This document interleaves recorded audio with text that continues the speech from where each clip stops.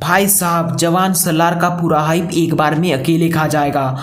इसे कहते हैं एक ट्रेलर। मजा आ गया पूरा। लेकिन उससे भी कहीं ज्यादा मजा मुझे तब आया जब मैंने इस ट्रेलर में से डिटेल्स खोज खोज के निकाले, क्योंकि 0.25 स्पीड में इस ट्रेलर को कई बार देखने के बाद मेरे को इस ट्रेलर में से एक नहीं टोटल 30 ऐसे ऐसे ऑसम और जानदार डिटेल्स मिले जो शायद आपने इस ट्रेलर को देखते टाइम नोटिस नहीं किए हो। तो इस वीडियो में मैं आपको उन्हीं सारे डिटेल्स के बारे में बताऊंगा। सो और देरी ना करते हुए let's get on with the video. Detail number 1, जवान के इस प्रीव्यू के एकदम लास्ट में ये रिवील किया गया कि जवान इस स्टेशन में प्रेजेंट है, लेकिन जवान के यहाँ होने का प्रेजेंट हमें इस प्रीव्यू के एकदम फर्स्ट में ही दे दिया गया था, जब इस कबूतर को यहाँ से उड़ते हुए दिखाया गया था, जो आप अगर थोड़ा याद करो तो जवान के टीजर में भी था। सो मे बी ये कबूतर किसी तरीके का कोई मैसेंजर हो जवान का। डिटेल नंबर 2, यहाँ के लोगों को अगर आप देखो तो फिर यहाँ के सारे लोग अपना मुंह जवान के स्टाइल के जैसे ही ढक के रखे हैं। तो मे बी ऐसा हो सकता है कि ये लोग डर की वजह से हो या फिर जवान को बचाने के चक्कर में हो, इन आर्मी वालों को कंफ्यूज कर रहे हो ताकि इन्हें जवान ना मिले, जिसका फायदा उठा के बाद में जवान इस क्राउड में से निकल जाता है। क्योंकि यहाँ पे अगर आप थोड़ा जूम करके देखो तो फिर ये वाला आदमी का ड्रेस जवान के ड्रेस से काफी ज्यादा ही सिमिलर लगा मेरे को। So maybe he is the Jawan जिसको पकड़ने के लिए ये आर्मी वाले यहाँ आए हैं। ये जगह बहुत लोगों को किसी ऑर्गेनाइजेशन या फिर और कुछ जैसा लग सकता है, बट मेरे हिसाब से ये एक वुमेन्स जेल है, क्योंकि यहाँ पे आप अगर थोड़ा जूम करके देखो तो फिर यहाँ पे आपको एक फीमेल जेलर देखने को मिल जाएगा और इनके नीचे ही आपको 2 वुमेन्स पुलिस गार्ड भी देखने को मिलेगा, जो कि इनके अटायर से साफ पता चलता है। डिटेल नंबर 4, नेक्स्ट डिटेल, इस जेलर के हाथों में आपको एक बच्चा देखने को मिल जाएगा। अब ये बच्चा हो सकता है कि एसआरके का जवान ही हो, और यहाँ ऐसा हो सकता है कि ये वाला सीन जवान के ओरिजिन का ही एक छोटा पार्ट हो, जिसमें ये बताया जाए कि जवान का जन्म जेल में हुआ था। डिटेल नंबर 5, आगे हमें एक बहुत बड़े घर को ब्लास्ट होते हुए दिखाया गया है। अब ये मेरे हिसाब से सेम वही जेल होगा जिसमें जवान का जन्म हुआ था। वैसे मूवी में इस वाले घर का इंपॉर्टेंस शायद बहुत ज्यादा ही होगा, क्योंकि बहुत सारे सीन्स में इस वाले घर को दिखाया गया है। अब ब्लास्ट की बात करें तो मेरे हिसाब से ये वाला ब्लास्ट मूवी का मेन विलेन करवाएगा, जिसकी वजह से वहां के बहुत सारे लोग मारे जाएंगे, जिसका रिवेंज लेने के लिए ही जवान पनिशर की तरह कानून ना मानने वाला एक विजिलेंटी बन जाएगा, जो कि इस मूवी के ऑफिशियल सिनॉप्सिस को भी सपोर्ट करता है, जहां ये बोला गया है कि a man is driven by a personal vendetta to rectify the wrongs in society while keeping a promise made years ago. He came up against a monstrous outlaw with no fear who caused extreme suffering to many. Promise से याद आया इस preview का next detail number 6, इस वाले scene में आप देख सकते हो कि एक बच्चा किसी के हाथों के ऊपर अपना हाथ रखता है। अब ये यूजुअली लोग तभी करते हैं जब कोई किसी से कुछ प्रॉमिस कर रहे हो या फिर ले रहे हो। सो मे बी यहाँ पे एसआरके का जवान अपने टीनेज ईयर में अपना माँ या फिर किसी ऐसे को जिसको वो अपना मदर फिगर जैसे देखता हो, उनसे किसी तरीके का कोई प्रॉमिस कर रहा हो, जो प्रॉमिस शायद दुनिया से खराब लोगों को मिटाने ऐसा कुछ हो सकता है, जिस वजह से शायद वो बाद में पुलिस ज्वाइन करेगा, लेकिन कुछ ट्रेजिक इवेंट की वजह से वो रिवेंज के चक्कर में पड़ जाएगा। डिटेल नंबर 7, यहाँ पे जो आर्मी अटैक कर रहे हैं वो आते हैं एनएसजी कमांडो में से, जो इनके शील्ड में साफ लिखा हुआ है। अब जो लोग नहीं जानते हैं कि एनएसजी कमांडो क्या होता है, उनके लिए बता दूं कि एनएसजी हमारे देश का एक काउंटर टेररिज्म यूनिट है, जो टेररिस्ट लोगों को न्यूट्रलाइज करते हैं। ब्रेव सोल्जर संदीप उन्नीकृष्णन भी इसी रेजिमेंट से आते हैं। So this is a big deal. खैर मेन जो पॉइंट है मेरे इन बातों का वो ये है कि ये काउंटर टेररिज्म वाला यूनिट है, और जिस जगह पे ये लोग आए हैं वो एक स्टेशन है, तो जो आप यहाँ के सराउंडिंग से समझ सकते हो। तो इसका मतलब ये हुआ कि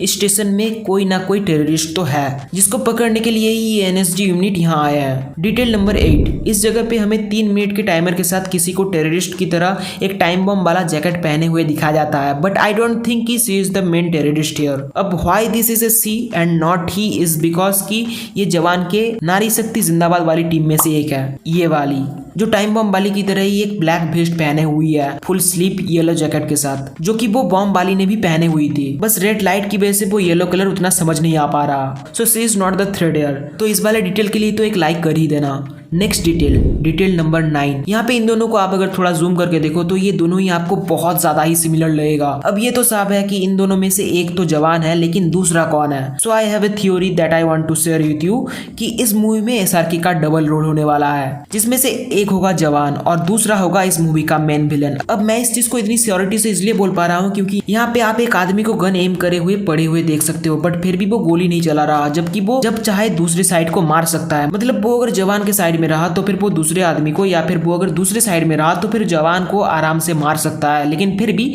वो किसी को मार नहीं रहा। So maybe he is just confuse कि यहाँ पे वो अगर मारे तो मारे किसे, जो ले आता है हमें हमारे नेक्स्ट डिटेल पे। डिटेल नंबर 10, इस मूवी के कास्ट लिस्ट में विजय सेतुपति भी है, जो यूजुअली विलेंस के रोल के लिए जाने जाते हैं। So maybe he is the main villain and the duplicate here. Just hear me out, I have a crazy theory. Jawan के लिए विजय सेतुपति ने अपना बहुत सारा वेट लूज करके अपने आप को बहुत थीन बनाया था, बिल्कुल एसआरके के जवान के जैसे। जो आप अगर उनकी किसी मूवी को फॉलो करते हो तो फिर आपको शायद पता होगा कि वो ऐसा कभी भी नहीं करते हैं। सो मे बी ये स्क्रिप्ट का डिमांड हो कि उनको एसआरके के जैसे ही स्लिम होना पड़ेगा, क्योंकि मूवी में वो एसआरके के जवान का डुप्लीकेट होंगे, मतलब डबल रोल, जो उन्हें शायद प्लास्टिक सर्जरी से दिया जाएगा। अब वेट इसलिए ही तो लूज करना पड़ेगा ना, क्योंकि फेस तो जैसे तैसे सेम हो ही जाएगा, लेकिन वेट का तो बहुत बड़ा प्रॉब्लम हो जाएगा। सो भाई आई एम होपिंग कि मेरा ये वाला थ्योरी सच हो जाए, क्योंकि दम तो है भाई इसमें, या फिर मैं ही बहुत ज्यादा सोच रहा हूँ। Detail number 11, next detail. इस वाले सीन में यहाँ पे आप एक एक्टिवेटेड ट्रांसमीटर को देख सकते हो। एक्टिवेट क्योंकि इसमें रेड लाइट जला हुआ है। अब ये बताना इंपॉर्टेंट पड़ा क्योंकि शायद यहाँ पे जो इंसान बैठा हुआ है वही इस मूवी का डबल रोल वाला मेन विलेन होने वाला है, जो इस ट्रांसमीटर से ही कुछ बड़ा करवाने के चक्कर में है। डिटेल नंबर 12, इस वाले सीन में आप जवान को पूरे मून नाइट के गेटअप में देख सकते हो, जो एक रखवाले की तरह आके इस गाँव के लोगों को बचाता है। अब ये सेम वही गाँव है जिसको प्रीव्यू के एकदम पहले दिखाया गया था, जब वहाँ का लोकल पुलिस यहाँ आके हमला कर रहे थे। सो मे बी पुलिस का यहाँ हमला करने का मेन रीजन ये हो सकता है कि इनको यहाँ कोई इन्फॉर्मेशन मिला होगा कि डुप्लीकेट वाला जवान, जो कि एक क्रिमिनल है, वो इसी गांव में छुपा हुआ है, जबकि यहाँ डुप्लीकेट वाला जवान नहीं बल्कि असल वाला जवान छुपा हुआ है, जो बाद में गांव के इन लोगों को पुलिस से बचाएगा। डिटेल नंबर 13, इस वाले सीन में जवान का पूरा मुंह ढका हुआ है, लेकिन आप अगर इनके होठों पे ध्यान दो तो फिर इनका होठ थोड़ा सा डिस्टॉर्टेड टाइप का है। तो ऐसा हो सकता है कि यहाँ आने से पहले किसी लड़ाई में इनका पूरा फेस जल गया हो, या फिर बहुत बुरी तरीके से डैमेज हो चुका हो, जिसका इलाज करने के लिए ही इन्हें इस गांव में ले आया गया, जहां इन गांव के लोगों से जो हो पाया वो उन्होंने किया, एंड देन उसी का फेवर मिटाने के लिए जवान इनका मदद कर रहा है। डिटेल नंबर 14, मूवी के इस वाले सीन को शायद आप में से बहुत लोगों ने मिस कर दिया होगा, जहां उसी सेम घर के आगे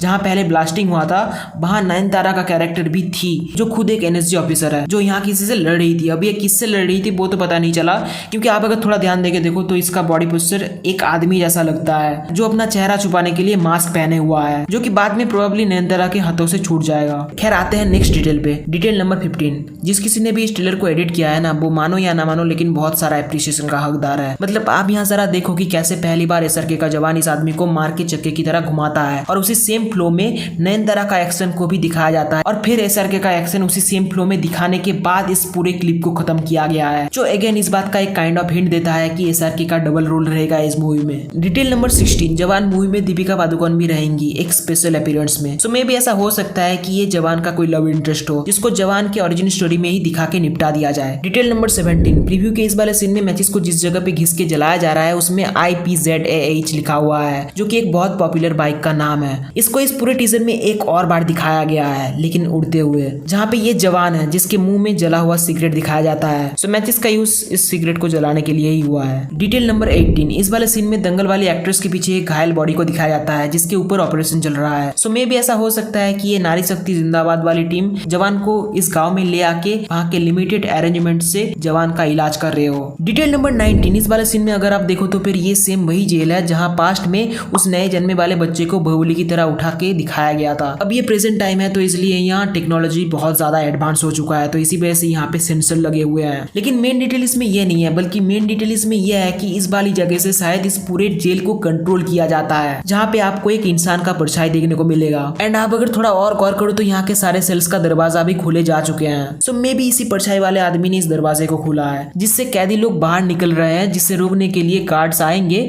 लेकिन उनको पीट दिया जाएगा, जो आप यहाँ साफ देख सकते हो। डिटेल नंबर 20, ये वाला डिटेल भी सेम इसी जगह से आता है, जहाँ आप नीचे किसी आदमी को पड़े हुए देख सकते हो और उसके आगे एक और आदमी खड़ा हुआ है। सो मे भी ऐसा हो सकता है ये खड़ा होने वाला आदमी जवान हो और ये पड़ा रहने वाला आदमी मूवी का मेन विलन। डिटेल नंबर 21, इस वाले सीन में आप जवान के राइट हैंड के इंडेक्स फिंगर में सिर का छाप रहने वाला एक अंगूठी देख सकते हो, बट जवान के दूसरे हाथ में भी एक और अंगूठी है जो कि उसके राइट हैंड के मिडिल फिंगर में है, जिसको शायद आप लोगों ने मिस कर दिया होगा। डिटेल नंबर 22, यहाँ जवान जिस ट्रेन में बैठ रहा है वो जा रहा है घटकोपार, जो कि मुंबई का एक बहुत पॉपुलर जगह है, जो यहाँ आप साफ लिखा हुआ देख सकते हो। बहुत लोगों ने इसको भी मिस कर दिया होगा। डिटेल नंबर 23, इस वाले सीन में जैसे मैंने बताया कि लेफ्ट हैंड के इंडेक्स फिंगर और राइट हैंड के मिडिल फिंगर में जवान का एक एक करके 2 अंगूठियां है, बट इस वाले सीन में लेफ्ट हैंड का अंगूठी मिडिल फिंगर से हटके इंडेक्स फिंगर में चला गया है, जो कि एक मिस्टेक है या फिर इसको इंटेंशनली डाला गया है, वो आप डिसाइड करो। मिस्टेक से याद आया नेक्स्ट डिटेल नंबर 24। प्रीव्यू के इस वाले सीन में आप देख सकते हो कि स्टेशन में यहाँ 1:35 PM बज चुका है, लेकिन उसी के बाद वाले सीन में यहाँ 5:50 हो चुका है, जबकि ये दोनों सीन्स ही एकदम ही सेम है, क्योंकि इन दोनों सीन्स में ही आपको सेम वही लोगों का भागदौड़ देखने को मिलेगा जो कि जवान के स्टाइल का मास्क पहने हुआ है। सो ये एक मिस्टेक है। नेक्स्ट डिटेल आता है इस बाल जवान से, जिसके सर के लेफ्ट साइड में कुछ लिखा हुआ है। अब मैंने बहुत कोशिश किया कि क्या लिखा हुआ है ये, लेकिन मेरे को पता नहीं चला। आपको अगर पता चला तो फिर कमेंट में बता देना, मैं पिन कर दूंगा, लेकिन हो सकता है कि ये ओम नमः शिवाय लिखा हो। Detail number 26। मैंने डिटेल नंबर 11 में ये बोला था कि ये एक एक्टिवेटेड ट्रांसमीटर है जो शायद जवान का डुप्लीकेट यानी कि मूवी का मेन विलेन कुछ बड़ा धमाका करने के लिए यूज करेगा। सो उस हिसाब से यहाँ पे जब ये बाल जवान नाच रहा था तब इसके हाथों में भी सेम इसी तरीके का एक ट्रांसमीटर दिखाया जाता है, जो शायद वो इस ट्रेन में किसी आदमी को मार के लिया है, क्योंकि इस वाले सीन में जवान को अपने हाथों को झाड़ते हुए दिखाया जाता है, जो साउथ के मूवीज में तभी किया जाता है जब हीरो किसी को मारता है, और क्योंकि इस मूवी का डायरेक्टर भी साउथ से ही बिलोंग करते हैं तो क्यों नहीं। Detail number 27। इस वाले डिटेल को मैंने इस प्रीव्यू में यूज किए गए थीम सॉन्ग से निकाला है, जिसको बनाया है अनिरुद्ध ने, जहां आप साफ साफ किंग खान का नाम कहा गया है ऐसा सुन सकते हो। So that's a very cool way of include the name of king Khan. Detail number 28। जवान का ये वाला मास्क देखने में तो बहुत कूल लग रहा है, लेकिन ये बहुत ज्यादा ही सिमिलर लगा मेरे को अपरिचित के मास्क से। वैसे अपरिचित मूवी के ऊपर बहुत पहले मैंने एक ऑसम वीडियो बनाया था, जो अगर आप चाहो तो आप देख सकते हो, link is in the description. Detail number 29। ये वाला सीन जो कि प्रोबब्ली मूवी का एक वीडियो सॉन्ग का छोटा सा क्लिप होने वाला है, जिसमें SRK जिन लड़कियों के साथ डांस कर रहे हैं, वहां आप अगर इन लड़कियों के ड्रेस के ऊपर थोड़ा ध्यान दो तो फिर ये वही सेम ड्रेस है जो यहाँ के कैदी लोग पहने हुए थे। Detail number 30। इस वाले सीन में जवान जब इस आदमी को घुमा के मारता है तब इस आदमी के पॉकेट से लाल कलर का कुछ गिरता है। अब आई डोंट नो कि ये क्या है, बट हो सकता है कि ये मूवी के लिए एक इंपॉर्टेंट कड़ी हो। Last detail. मूवी में इस वाले लड़के को सबसे ज्यादा पैसा दिया गया है सबसे ज्यादा डरने के लिए।